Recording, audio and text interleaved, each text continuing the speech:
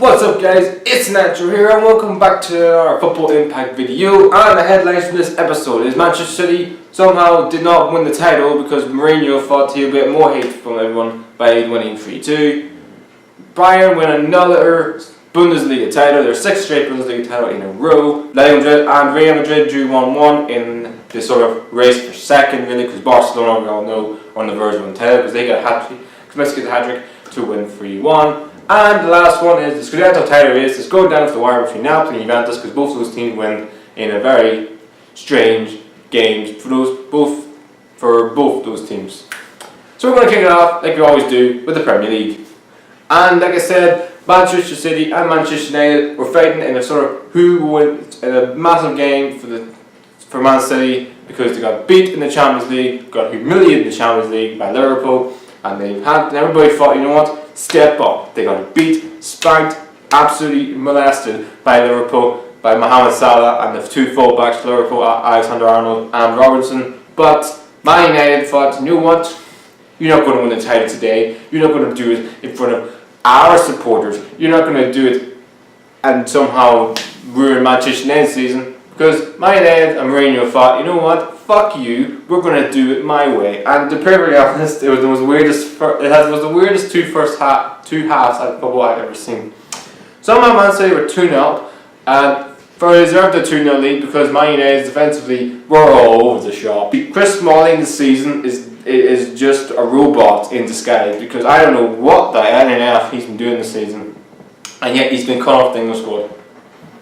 Unbelievable. But go back to the first half. Man City were 2-0 and Vincent Kompany scores an absolutely phenomenal header, even though Chris Smalling should have done better. The second goal was an absolutely beautiful goal from Man City. Typical Man City goal really. And instead of turn from Gundogan, he slots in the net. They had no chance, 2-0. Sterling had two glorious opportunities in the first half. It could have been 3, 4, or 5 for Manchester City.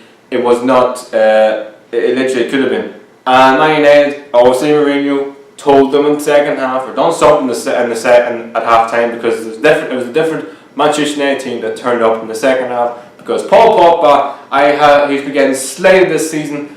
For me, all the wrong for me. I like Paul Pogba. The problem with Paul Pogba this season is Mourinho doesn't get the best out of his players. Look at Kevin De Bruyne. Look at Mohamed Salah this season, who have been the two best players in the Premier League by street.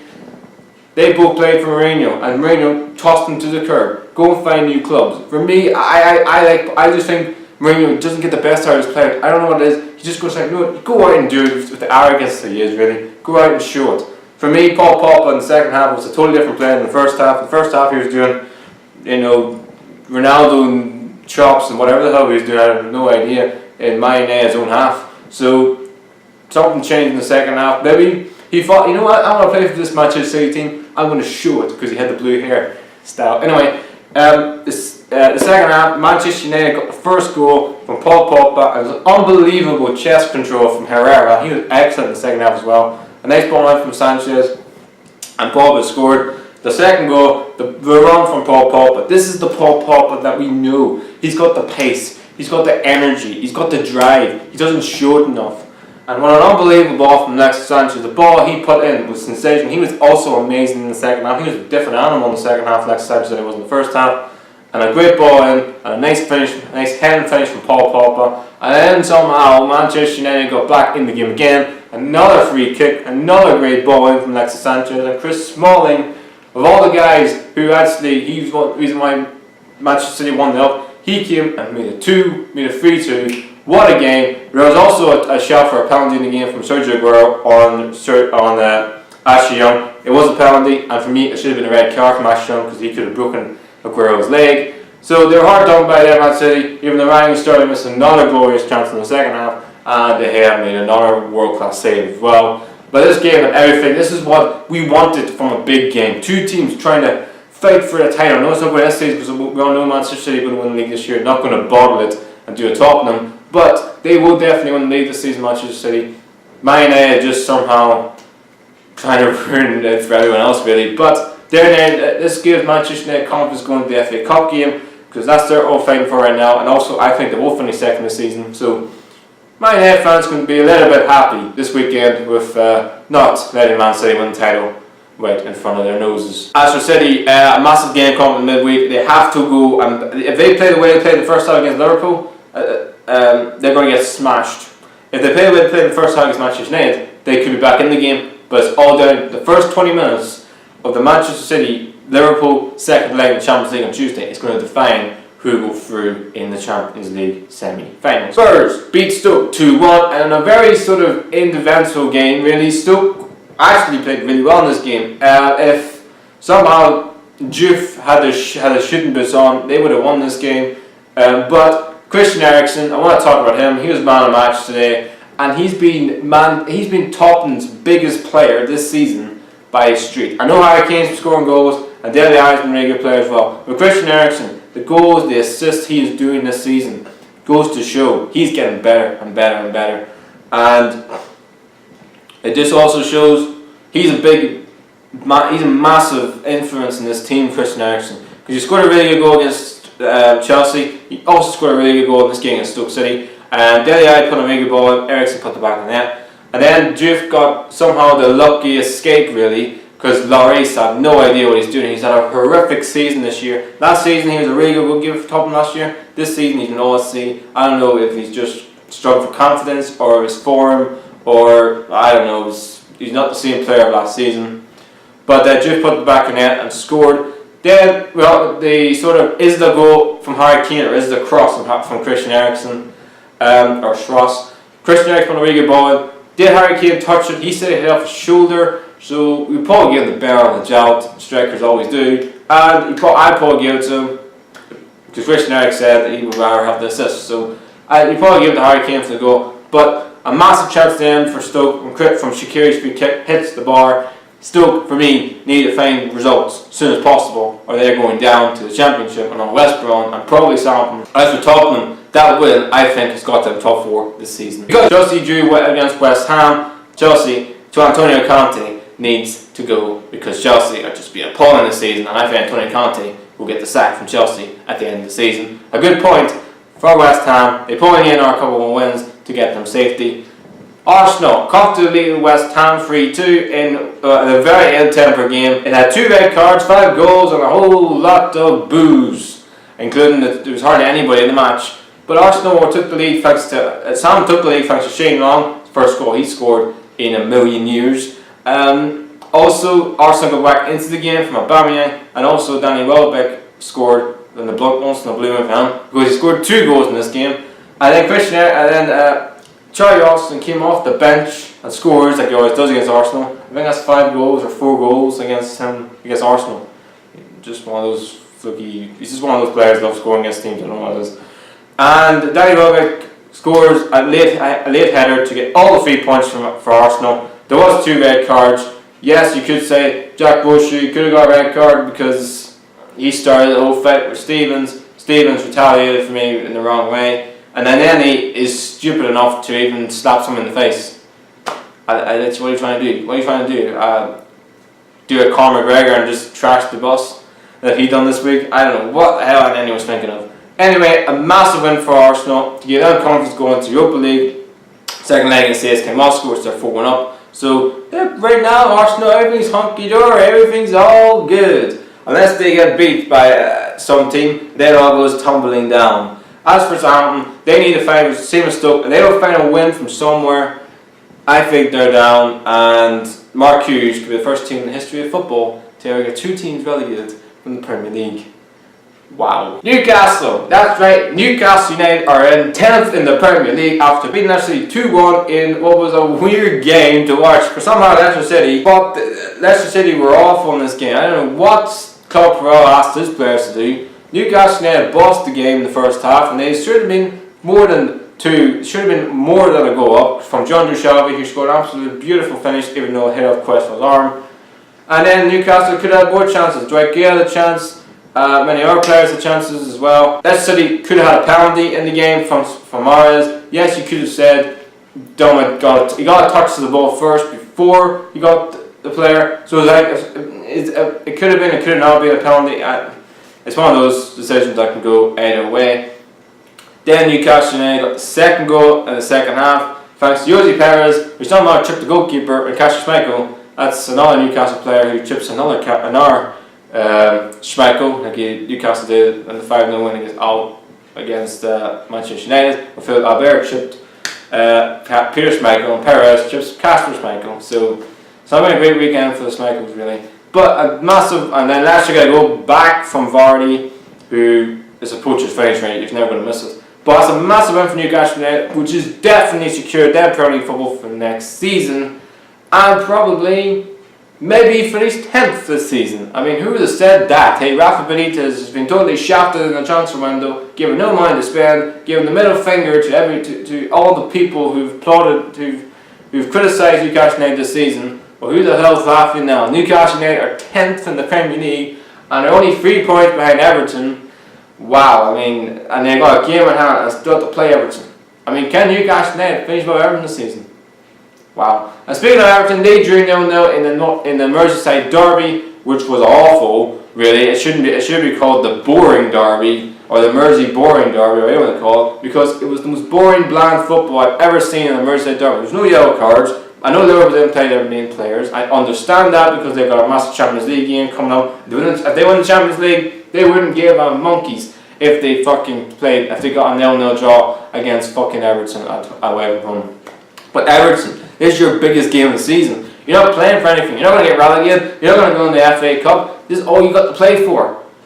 Show something. Show some passion. Show some desire. And Everton somehow in that game, Mick Sands is definitely not going to be manager out next season, because there's one thing Everton fans want when you're playing a derby: show fight, desire, and a bit of passion.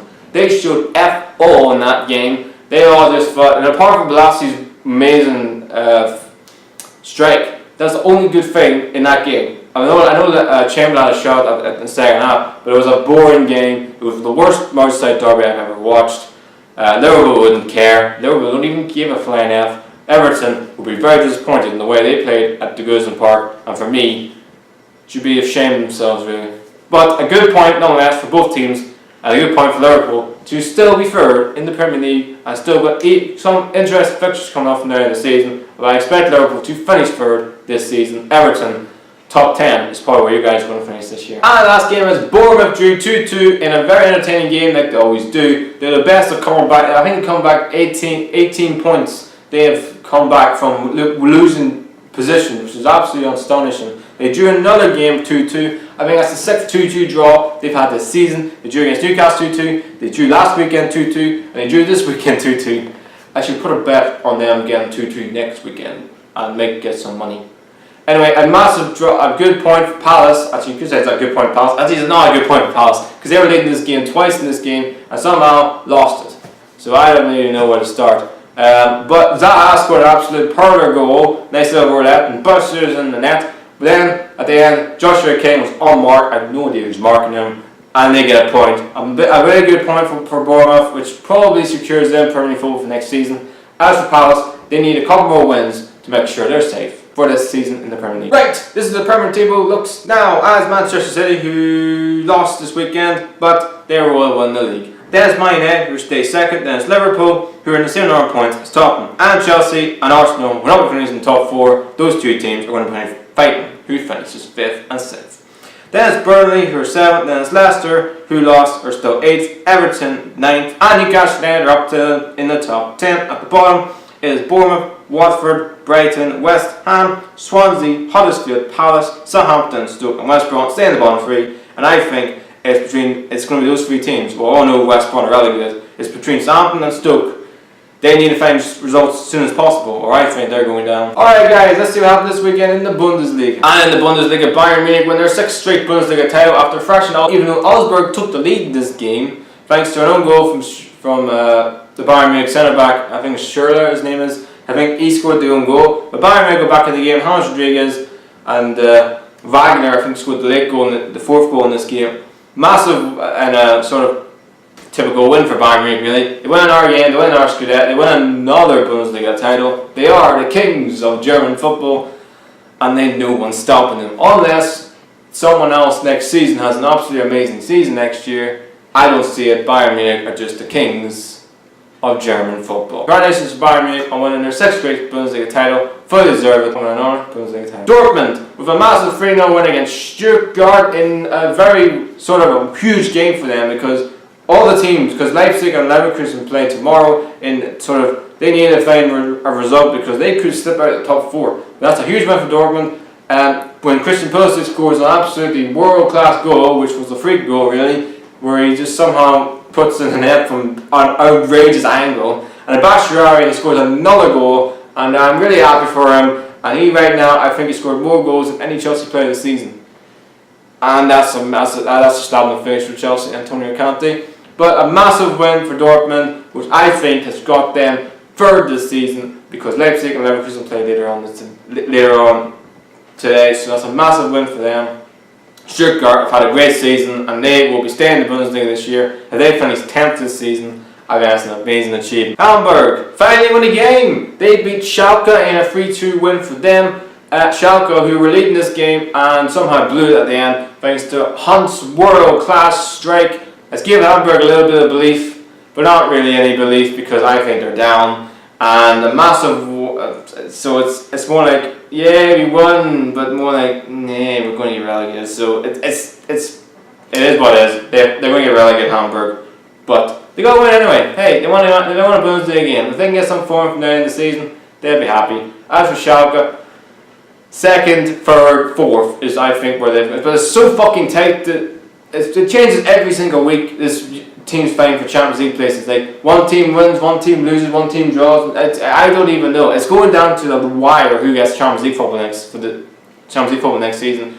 But Dortmund win this weekend. I think plus they're above them in the table. But Schalke, I think, have enough. They should have enough to finish the top 4. And the last game is Cologne versus Mainz in a massive 6-pointer relegation fight. Cologne, if they won this game, will be out of the bottom 3 and will be out of the relegation. Out of my relegation spot and put them in the relegation playoff, put Mainz into it. But Mainz drew 1-1 against Cologne, and I think that's relegated Cologne. As for Mainz, that's a point for them, but they need to find runs as soon as possible, because Wolfsburg won this weekend, which puts them a bit of a daylight between them and Mainz. So they need to find something, Mainz, or they could go down, but I don't think they will. I think they will get the relegation playoff, but probably play a team from the second division to play them, and I expect them to win that game. But Cologne, just when you think they're going to pick up points, they don't. They got a really good point, but that's not a really good point for them. They need to win this game, and they didn't. And I think they're down with Hamburg. Alright, here's the Bundesliga table. Bayern Munich, champions on 72 points. And it's Schalke, who are second. Actually, Schalke are second on 52 points. Then a point back to Dortmund. Then it's a little bit of a gap back to Frankfurt, who are goal difference above Leipzig, and a point above Leverkusen, who play tonight. Then it's Hoffenheim, who are 7th, and then it's Gladbach, Stuttgart, and Hertha Berlin. At the bottom is Augsburg, Werder Bremen, Hanover, who I think are all safe. Freiburg probably need another win just to make sure they're safe. Then it's Wolfsburg, Mainz, Hamburg, and Cologne, who are rock bottom and look like doomed as yet. So guys, now we see what happened this week in La Liga. And La Liga, Atletico Madrid and Real Madrid play a 1-1 draw in the Madrid derby, which had a little bit of everything really. Madrid took the lead in this game thanks to Cristiano Ronaldo, who absolutely scored an absolute bang stomping goal in the Champions League. Probably the best goal he's ever scored, and he scored an absolute beautiful goal, a great ball from Gareth Bale. Great little move from him, puts it in the net, slaps it in the net, 1-0. But then, just minutes later, Atletico Madrid go at the other end, and Griezmann, nice little finish, taps in the net, 1-1, and a good goal from him, even though Keylor Navas was all at sea, really, the Madrid defenders were all at sea. Koke had a chance as well, a great save from Keylor Navas. And then last chance at the end from Sergio Ramos from a free kick, but a great save as well from Oblak. So a draw was a fair result for both teams. Madrid would probably be kicking themselves because they're home and they should win. But I think Madrid have been excellent this season. They've been unbelievable. I think they've only lost 1 game or 2 games this season, which is absolutely astonishing for them. So that's a really good point for Atletico Madrid. But I think they will definitely finish above Real Madrid this season. And as for Real Madrid, they now dropped to 4th. Because Valencia win 1-0 against Espanyol in what a sort of run of form they're on right now. I think Valencia have now really started that. They only won 1-0 last weekend, and they won 1-0 this weekend. But they right now, they could finish third, and Real Madrid may have to win the Champions League to automatically get into the Champions League next season, because Valencia are nipping at their heels all season and now go above them in the table with only 6 games remaining in La Liga. You have to say, Valencia could be favourites to finish third. Wow, which is something I never thought I'd say. And Barcelona, 1 game away from winning La Liga. Messi gets a hat-trick, and well, Lionel Messi does what Lionel Messi does. Scores an absolutely world-class free kick, and the other 2 goals are typical Lionel Messi goals. He is the greatest player I've ever seen. As much as Ronaldo is a great player, those 2 right now are the best players we've ever seen, and it's just a privilege to watch Messi and Ronaldo play football, because it's just astonishing, really. And I don't think we'll ever see anything like this again between these 2 ever again. It's like watching Pele and Maradona both play at the same time. Like, it's just you're just sort of unbelievable, really, to watch these 2 go. Literally, who's the best and who's all this. I just think it's perfect to watch these 2 players play on the highest quality of football we've ever seen.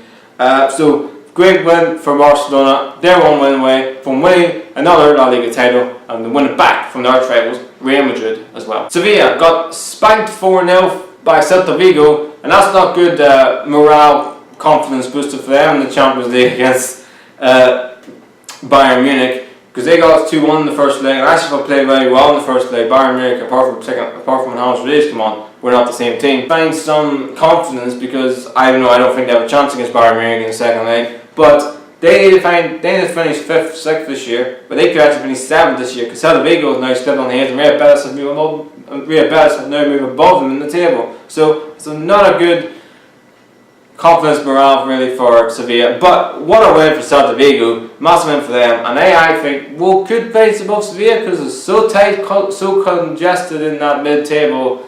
They easily could finish 5th, 6th, 7th this year. And the last game is a massive win for Levante in their race to beat the drop, and in a 2-1 win against Las Palmas. Las Palmas had so many chances to win this game, but they didn't. Levante, I think one of their players scored the goal, and I think it's his first goal he scored this season. It was a really good finish, really. But Las Palmas rusty. Levante rushed them to 10 men in this game, but they did enough in the end, and I think that win has relegated Las Palmas and relegated Malaga. But Deportivo won this weekend against Malaga, which is giving them a little bit of belief. But they need, if they can make it back-to-back wins, if they can get a win next weekend, Deportivo, then definitely they could be the ones challenging Levante. But Levante probably need another win, and they're safe.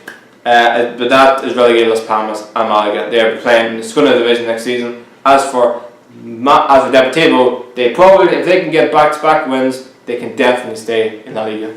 But it's going to be really difficult for them. So here's what the La Liga table looks. Barcelona top on 79 points and just need another win to be current champions. Atletico Madrid are 2nd. Valencia now move up to 3rd. Wow, I never thought to say that with 7 games to go. Real Madrid dropped down to 4th. And there's a massive gap back to Real Betis, who are 5th. Villarreal, who play tonight, are 6th. Then Sevilla, Granola, Celta Vigo, who are only a couple of points behind Villarreal. And then they could finish 5th this year. And Elbar right at the top 10. At the bottom is Getafe, Real Sociedad, Athletic Bilbao, Leganés, Espanyol, Alves, Levante, Deportivo La Coruña, Las Palmas and Malaga. Those 3 teams I think are going down. But Deportivo La Coruña, if they can get back-to-back wins next weekend, they have a chance of staying up. Alright guys, see you happen this weekend in Serie A. And in Serie A, Juventus win 4-2 against Benevento, who are automatically, for me, down. And I don't know how the hell they're still, I don't know how they are not automatically relegated yet. Weird. Dybala gets a hat-trick. He scored 2 penalties in this game, and massive win for Juventus to give some confidence going into the Champions League game, even though I don't think they have a chance, because they got thrashed 3-0 in the first leg. They need to do a Barcelona and somehow come back from 3, when they know they came back from 4-0 down, but I don't see it, because Real Madrid are starting to pick up some momentum. As for Juventus, just not enough really. They're just struggling to catch the 2 Spanish teams. I don't think they have enough. But if they win our scudetto, which could be the 7th or 8th straight scudetto, I've lost count of my scudettos they've won in a row, that's still an achievement really. Napoli, the arch rivals, who are fighting for the league, got a massive late winner against Chievo. Chievo took the lead in this game, and actually played really well in this game, but 2 late goals at the end, and Diawara's world-class finish summed up the whole just relief really for Napoli, because if they didn't win this game, the title race was finished. It was dead. It was over. But the reason why this title race is still on, Juventus still have to play Napoli in 2 weeks' time, or is it next week or 2 weeks? No, I think it's 2 weeks' time.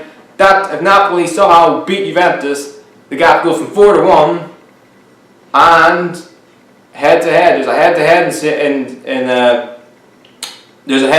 in Serie A. There's going to be a goal difference. So if they go on the same number of points, Napoli win the league. So you have to say right now, the only thing that's giving Napoli a chance of winning the goddamn scudetto is the game against Juventus in 2 weeks' time. That is going to define the title race this year between those two. Whoever wins that game, whoever loses that game, it's lights out for one of the teams. One team will lift the trophy at the end of the year. I had to think Juventus for me because they have the experience, know-how in it. But with the Champions League defeat to Real Madrid hampering their sort of push for confidence. But now that's a massive win for them, and it's going down to the wire between Napoli and Juventus for the scudetto race this year. The three teams fighting for Champions League places: Roma, Lazio, Inter Milan. One of them only won this weekend. We're going to kick it off for Lazio, who now jumped from 5th to 3rd after their win against Udinese. And Udinese, somehow, I don't know how the fuck they didn't get equalizer in this game, but Ciro, the hero, Immobile, does it again. I guess 37 goals he has scored this season. Like, what the fuck? That's 26 goals he has scored in Serie A. I think only Acadi has scored the same. I think only Acadi is close to him in sort of who's fighting for the golden boot. But Ciro Immobile has been a world-class finisher this season. He has literally been so good that you can. He's literally been amazing this season, and I really rate this player really big. I know he didn't make his big push to Borussia Dortmund.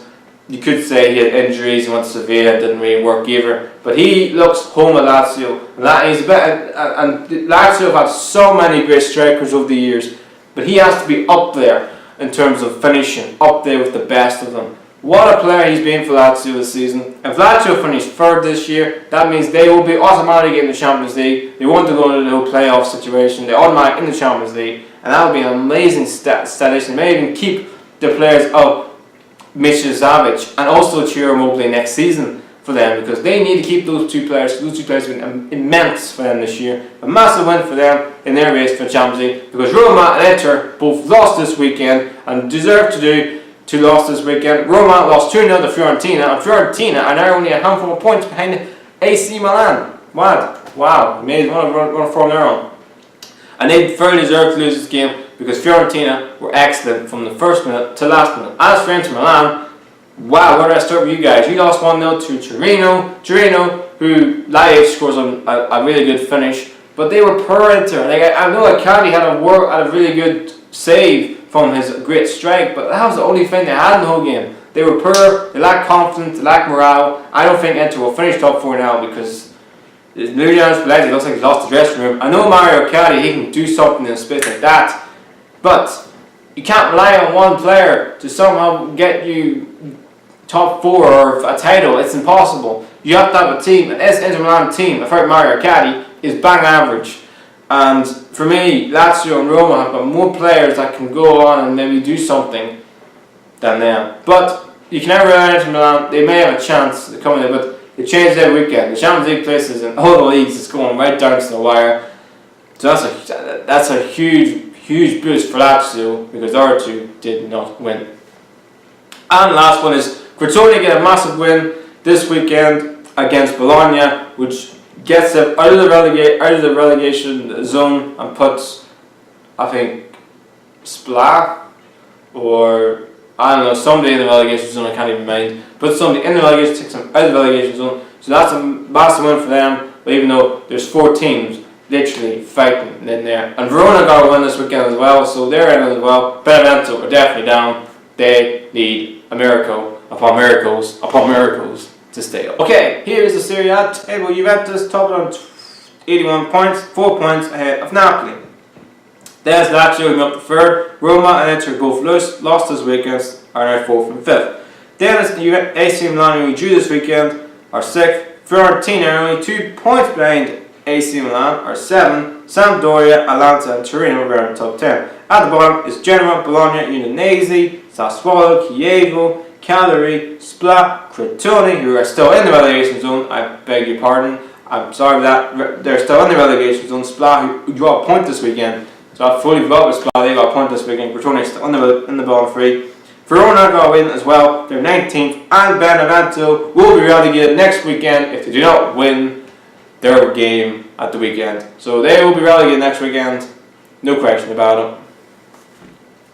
So guys, now see what happened this weekend in Liga. And in Liga, PSG drew 1-1 against Etienne, but holy NF, Edison Cavani missed an absolute sitter. I mean, how the fuck did he miss? Like, he's an open goal when he missed. Unbelievable. But Etienne took the lead in this game, for a deserved to take the lead in this game, and then Cabella missed a penalty, and PSG did get a goal back at literally at the last kick of the game from Debussy own goal. They were bang unlucky really, because PSG were appalling in the whole game. I don't know if they had a hangover from winning the goddamn French League Cup last week, but they obviously weren't at it from the first minute to last. But it just goes to show they just didn't have enough in the end. But PSG got a draw, 1-1 at the finish.